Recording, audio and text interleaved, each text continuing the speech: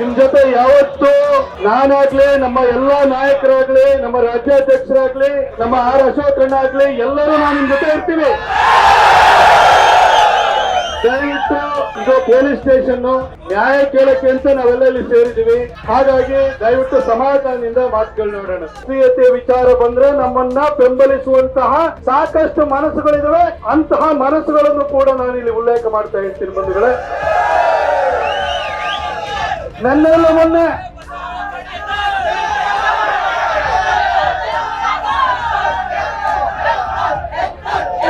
ಆದಿತ್ಯನಾಥ್ ಬೇಕಲ್ವಾ, ಚುನಾವಣೆ ಬಂದ ಕೂಡಲೇ ನಿಮಗೆ ಹೇಳ್ತಿರೋದು, ಯೋಗಿ ಆದಿತ್ಯನಾಥ್ ಉತ್ತರ ಪ್ರದೇಶದಲ್ಲಿ ಇವತ್ತು 2ನೇ ಸಾರಿ ಮುಖ್ಯಮಂತ್ರಿ ಆಗಿದ್ದಾರೆ. ಆದ್ರೆ ಉತ್ತರ ಪ್ರದೇಶ ಜನ ಚುನಾವಣೆ ಬಂದಾಗ ನನ್ ಗೌಡ, ನಾ ಲಿಂಗಾಯತ, ನಾ ಕುರುಬ, ನಾ SC ST ಆಗಿ ಓಟ್ ಹಾಕಲ್ಲ, ಅವ್ರು ಹಿಂದೂಗಳಾಗಿ ಓಟ್ ಹಾಕ್ತಾರೆ. ಈ ಚುನಾವಣೆಗೆ ಬಂದ ಕೂಡಲೇ ಉದಯಣ್ಣ ಕವರಿಗೆ ಕಾಸ ಕೊಟ್ಟ ಅಕ್ಷತೆ ಇಟ್ಟನ್ನು ಓಟ್ ಹಾಕ್ತೀರಿ.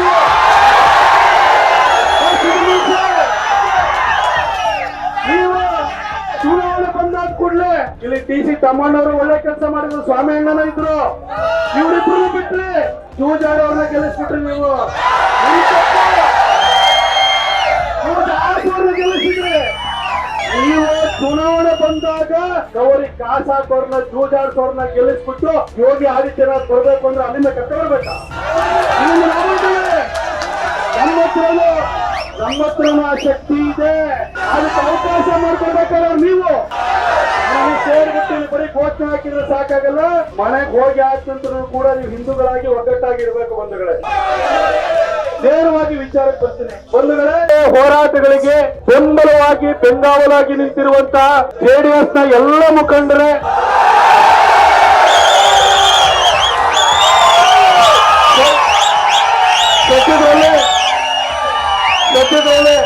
ಸದ್ಯದಲ್ಲೇ ಇಲ್ಲಿಗೆ ಆಗಮಿಸಲಿರುವಂತಹ JDS ನ